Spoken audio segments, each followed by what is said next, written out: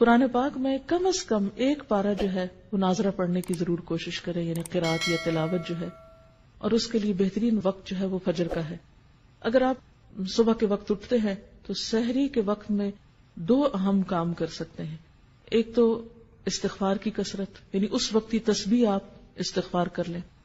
آپ اگر اس وقت مزید نفل پڑھنے کا وقت نہیں ہے، سحری لگا رہے ہیں، کام کر رہے ہیں، گھر والوں کو جگا رہے ہیں اور کچھ نہ کچھ کام آپ کی ذمہ ہے، تو چلتے پھرتے استغفار کو لازم کر لیں، کیونکہ تیسرے پارے میں آپ نے پڑھا تھا سحری کے وقت وہ استغفار کرتے ہیں، تو اس وقت آپ کثرت سے استغفار کریں۔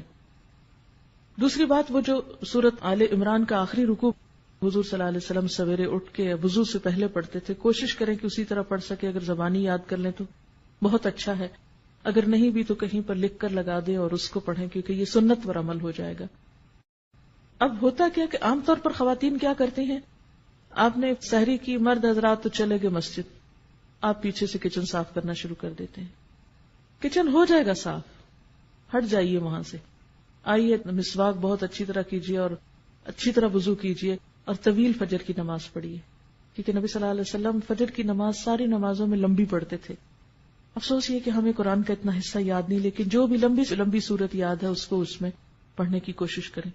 دوسری چیز جو اس سے پہلے کرنے کی ہے وہ تلاوت قرآن ہے۔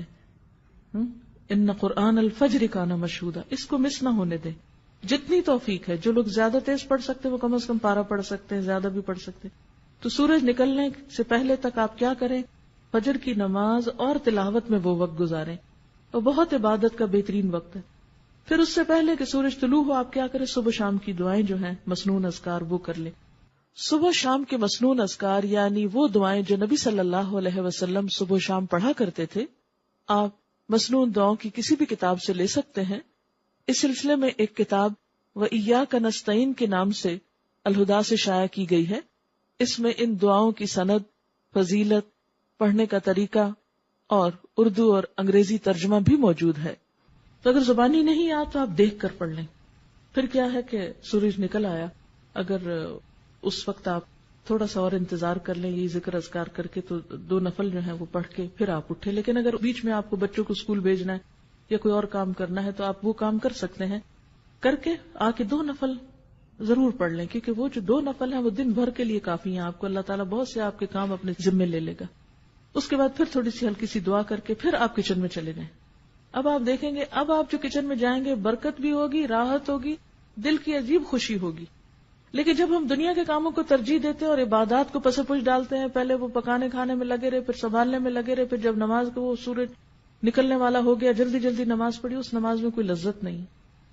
پھر اتنے میں بچے جاگ گئے، کوئی اور کام ہو گیا، پھر ان میں لگ گئے، پھر قرآن پڑھنا رہ گیا۔ کیونکہ مجھے معلوم ہے کہ اس وقت اپنے آپ کو کاموں میں سے، کیونکہ انسان کہتا ہے یہ تھوڑا سا جلدی سے سمیٹ لو بس پھر میں فارغ ادھر سے ہو جائیں گے، چھوڑیے اس کو، پہلے ادھر سے فارغ ہوئیے۔ پھر اس کے بعد آپ اپنا آرام سے جو بھی کچن وچن سنبھالنا ہے، جو کرنا ہے، پھر اس کے بعد آپ یہاں آنے کی تیاری کر سکتے ہیں۔ اور اگر آپ کے پاس کچھ اور وقت بیچ میں ہے، ہر ایک کی چونکہ مصروفیات فرق ہیں، اس لیے میں تھوڑا سی یہ ٹپس دے رہی ہوں آپ کو۔ ہو سکتا ہے آپ تو اس سے بہتر پروگرام رکھتے ہوں، لیکن شاید میرے جیسوں کو کچھ ضرورت ہو اپنے آپ کو روٹین میں اس طرح لانے کی، تو آپ کوئی کتاب پڑھ سکتے ہیں یا ذکر اذکار چلتے پھرتے کر سکتے ہیں، گھر کو سمیٹ سنبھال لیجیے، پھر آپ آ جائیے، پھر آپ یہاں قرآن پاک سنتے ہیں۔ کیونکہ علم کے رستے پر ایک ایک قدم جو انسان نکل کر آتا ہے اس کا بے پناہ اجر ہے، اور مل بیٹھ کے جو ہم پڑھتے ہیں اس کی ایک اور ہی برکت ہے۔ اور پھر اس کے بعد آپ یہاں اگر کوشش کریں ظہر کی نماز پڑھ کر جائیں، اگر یہاں نہیں تو گھر جا کر فوراً ہی پھر آپ ظہر کی نماز پڑھیں، اور پھر اس کے بعد یہ ہے کہ اگر آرام کرنا ہے کچھ دیر آرام کر لیں تاکہ پھر شام کی عبادت جو ہے رات کی اچھی ہو۔ تو پھر اس کے بعد ہر ایک اپنے اپنے روٹین کا کام کر سکتا ہے۔ پھر خاص طور پر افطار کے قریب جو ہے وہ تھوڑا سا اپنے آپ کو روحانیت کی طرف پھر لائیں، افطاری لگا لیں، کر لیں جو بھی کرنا ہے، 5 منٹ دیں، 3 منٹ دیں، 2 منٹ دیں، 10 منٹ دیں، حسب توفیق جو کسی کو اویلیبل ہے۔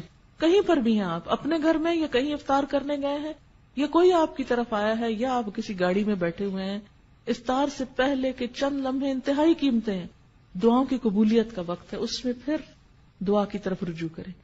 اور جو دعاؤں کی کتاب جیسے قرآنی اور مسنون اذکار کی کتاب اگر آپ کے پاس ہو تو اس میں سے اگر آپ ساری پڑھ لیں تو پڑھ لیں، ساری نہیں پڑھ سکتے تو 5-7 پڑھ لیں، پھر اگلے دن اگلی 5-7، جتنا جس کو توفیق ہے۔ ہر ایک کے حالات ایک جیسے نہیں، کچھ کے بچے بہت چھوٹے ہوتے ہیں، کچھ لوگ ہر چیز سے فارغ ہوتے ہیں۔